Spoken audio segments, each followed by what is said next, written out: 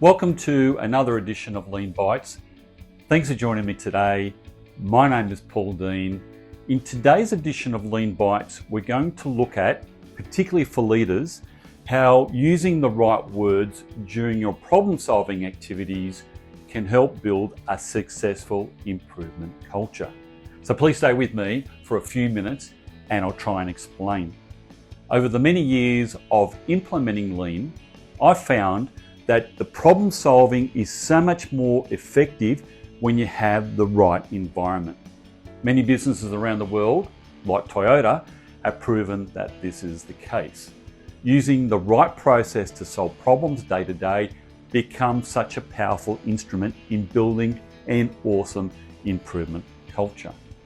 So firstly, what does a successful problem solving culture look like? I believe this is where everyone can equally contribute regardless of skill or ability, where everyone feels that they have a voice and can safely experiment and test their theories in a psychologically safe environment, where they have the opportunity to develop their skills while working in their day-to-day tasks, empowered to work on problem-solving activities and implement their improvement ideas, and they're supported to develop their capability to solve problems almost as a priority.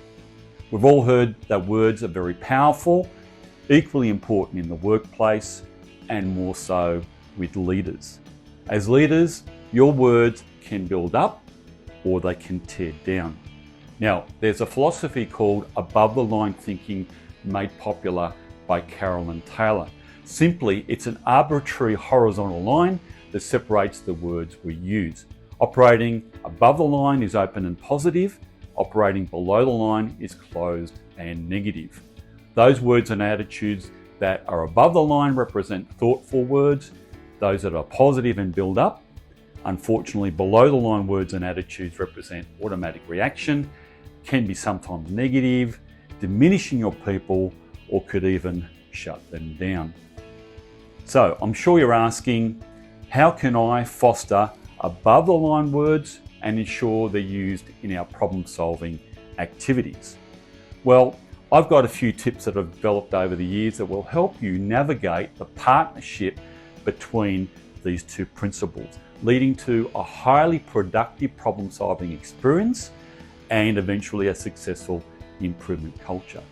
Number one, caring for people. Now, caring for people is a foundational cornerstone of humanity, and especially in our workplace.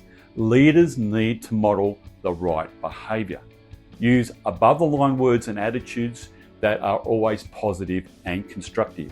And using the right words to develop a positive environment, a psychologically safe environment that encourages people, that provides an opportunity for people to speak without the fear of being shut down. This is especially important when someone is explaining their position on solving a problem based on their evidence. And when people are speaking as leaders, we need to model the right attitude of listening intently. Focus on every word they use, and by listening well, you can model an environment where everyone respects what people say. And for those who lack confidence, when speaking, nurture them.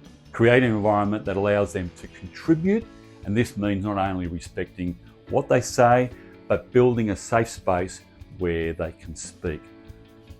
Number two, problem-solving quality. I've seen far too often that the target for problem solving is not only to fix the problems, but to save money along the way.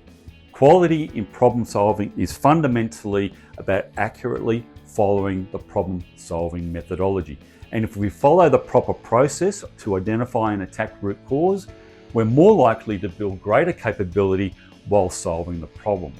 And I believe the aim of solving problems is really to improve the performance of your processes to benefit the customer both internally and externally. Sure, there's a financial return that's important, but not at the expense of building capability.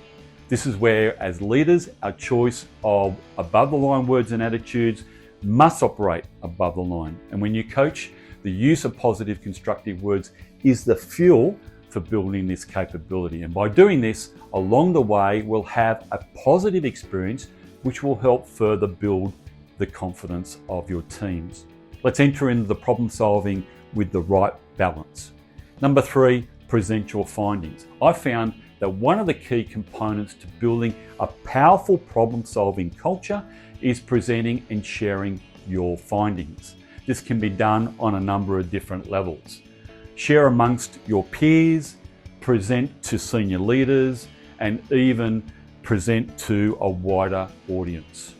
Let's not assume that every presenter is experienced or totally comfortable with the process, but it's critically important that we set up the presenter to be successful in the process. This means not only creating the right environment, but coaching them to deliver well.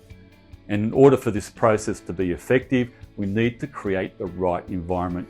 Using the right words makes a significant difference in building the right environment. The structure and the format is very important, but critically important is experience for the presenter. And finally, when it comes to problem solving, number 4, have the right mindset. Leaders are never meant to have all the answers. Leaders are meant to facilitate the process that will create the right answers, enabling team members to learn and develop.